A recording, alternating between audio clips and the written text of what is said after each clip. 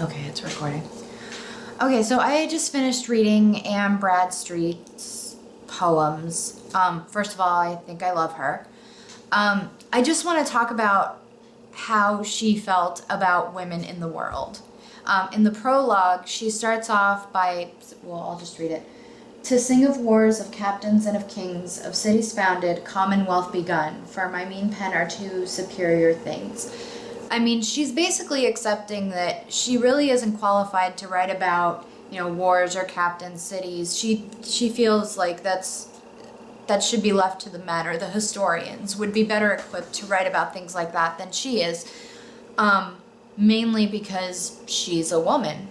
But she doesn't like this at all. She clearly hates it. I mean, she goes on to say in the fifth thing, I am obnoxious to each carping tongue who says my hand a needle better fits. A poet's pen I'll scorn I should thus wrong, for such despite they cast on female wits. If what I do prove well, it won't advance. They'll say it's stolen or else it was by chance. Basically what she's saying, these people are jerks, and they're saying that I should just put the pen down and start sewing, darning socks, because clearly women's job is to clean the house, make me coffee if I ask you to, have babies, and you better hope, girlfriend, that you have all boys, because if you should have a girl, just know that she will be useless to us. We need boys. We need boys that are gonna continue our legacy. We need boys that we can train to fight, that we can train to build and grow things. You girls can go and, just have your little sewing circles. That's fine. And she hates that.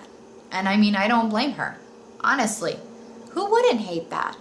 I mean, especially today. Let's not even talk about feminism right now.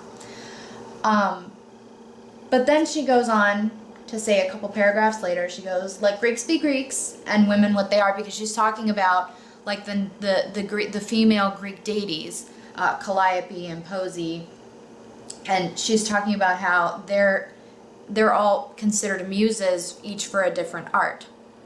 And well, the men, when she says the Greeks did not but play the fools and lie, I think she's talking about the Greek men. But then she goes on to say, let Greeks be Greeks and women what they are, but men have precedency and still excel. It is but vain unjustly to wage war. Men can do best and women know it well. Basically what she's saying is, yes, it sucks.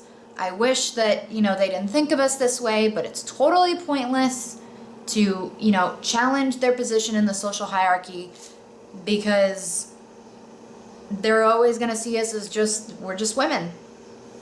So she thinks this way about men and her general position as a woman. But then to my dear husband, to my dear and loving husband, I mean, she clearly loves her husband. It's totally obvious. I'm sorry the camera just shook. I just patted the book, and this stack that I have it on anyway. She clearly loves her husband. It's painfully obvious.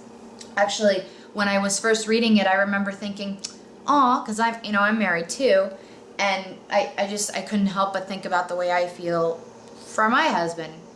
Aw. But, I mean, it's beautiful.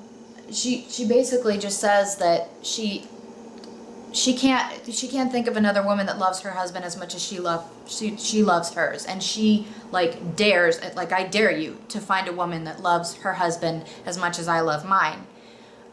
She even talks about how she feels there's no way that she could ever repay him for letting her love him so much. So she hopes that God can repay him for that. So I don't know. I just found it really interesting that, she felt a certain way about the way women were treated and the way women were viewed, especially her as a female poet. But then she has all this love for her husband. So, I don't know, it just got me to thinking, would Anne Bradstreet, during the feminist movement, would she have been a feminist? I think so. I don't think she would have been a radical feminist, but I certainly think that she, would be out there with her little picket sign. She'd probably make some cookies and, so everybody, and bring some juice. That way everybody is, to have snacks and sustenance and drinks for when it's hot. But I don't think that she would be the type of feminist to hate men in general, because she loved her husband so much. And, at the end of the day, even though she didn't like the way women were viewed, she still accepted it. She still just didn't see the point. Yeah, so maybe she wouldn't have been a feminist. I don't really know. I think somebody at some point would have gotten to her and said, look, nobody says that you have to get a divorce. Nobody says that you have to hate your husband. Just come with us to the little rally. It'll be fun. We'll be peaceful. But anyway, so I don't know. I kind of wanted to share that, and yeah. I don't know how long this has been, but hopefully it's not too far over 5 minutes. I feel like I ramble, but okay. Bye!